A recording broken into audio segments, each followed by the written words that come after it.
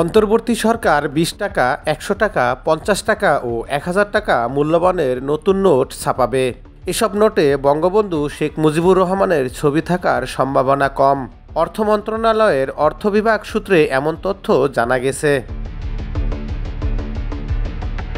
আপাতত এই ৪ ধরনের নোটে বঙ্গবন্ধু শেখ মুজিবুর রহমানের ছবি না রাখার চিন্তা করা হলেও পর্যায়ক্রমে সব টাকার নোট থেকেই বঙ্গবন্ধুর ছবি তুলে দেওয়া হতে পারে। নতুন নোট বাজারে আসতে ১.৫ বছরের বেশি সময় লাগতে পারে। অর্থ মন্ত্রণালয়ের অর্থ বিভাগ এক চিঠিতে নতুন নোটের বিস্তারিত নকশার প্রস্তাব জমা দিতে বাংলাদেশ ব্যাংককে অনুরোধ করেছে। নতুন নোট ছাপানোর বিষয়ে মূল সুপারিশ করবে কেন্দ্রীয় ব্যাংকের মুদ্রা ও নকশা উপদেষ্টা কমিটি। কমিটির সভাপতি বাংলাদেশ ব্যাংকের ডেপুটি গভর্নর। কমিটিতে চিত্রশিল্পীরাও রয়েছে।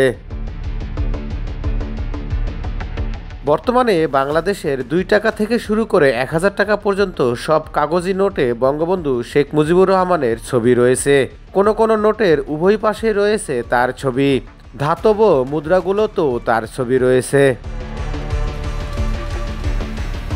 অর্থ বিভাগের চিঠিতে নতুন প্রচলনের কী ধরনের নকশা করা যায় তা বাংলাদেশ ব্যাংকের মুদ্রা ও নকশার উপদেষ্টা কমিটির সুপারিশ গ্রহণ করে দ্রুততম সময়ের মধ্যে অর্থ বিভাগকে জানাতে বলা হয়েছে।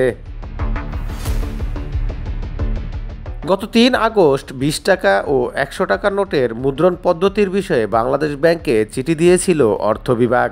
এরপর গত ১৮ সেপ্টেম্বর অর্থসচিব খায়রুজ্জামান মজুমদারকে পাঠানো এক চিঠিতে আগের চিঠির বিষয়বস্তু ঠিক থাকবে কিনা তা জানতে চেয়ে চিঠি দেয় বাংলাদেশ ব্যাংক। এর পরিপ্রেক্ষিতে অর্থ বিভাগ চিঠি দিয়ে বাংলাদেশ ব্যাংকে আওয়ামী লীগ সরকারের শেষ সময় নেওয়া সিদ্ধান্ত স্থগিত করার সিদ্ধান্ত জানিয়ে দেয়। তবে নতুন নোট বাজারে এলেও বর্তমানে প্রচলিত সব নোটেই চালু থাকবে। স্বাধীনতার পরে ১৯৭২ সালে প্রথমবারের মতো বাজারে ১, ৫, ১০ ও ১০০ টাকার নোট ছাড়া হয়। এসব নোটের প্রতিটিতেই শেখ মুজিবের ছবি ছিল। তবে বিভিন্ন সরকারের সময় নতুন নোট প্রচলনের পাশাপাশি পুরনো নোটগুলো সরিয়ে নেওয়া হয়। ১৯৯৬ সালে আওয়ামী লীগ আবার ক্ষমতায় এসে শেখ মুজিবের প্রতিকৃতি সম্বলিত ১০ ও ৫০০ টাকার নোট ছাপে।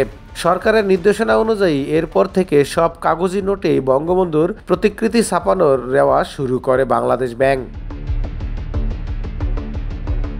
দেশের ব্যাংক নোট বা ব্যাংক মুদ্রা হচ্ছে ১০, ২০, ৫০, ১০০, ৫০০ ও ১,০০০ টাকা মূল্যমানের নোট। এগুলো বের করে বাংলাদেশ ব্যাংক। আর ১, ৫, ১০, ২৫ ও ৫০ পয়সা, ১ টাকা, ২ টাকা ও ৫ টাকার নোট ও ধাবত মুদ্রা হচ্ছে সরকারি মুদ্রা। এগুলো অর্থ বিভাগ বের করে।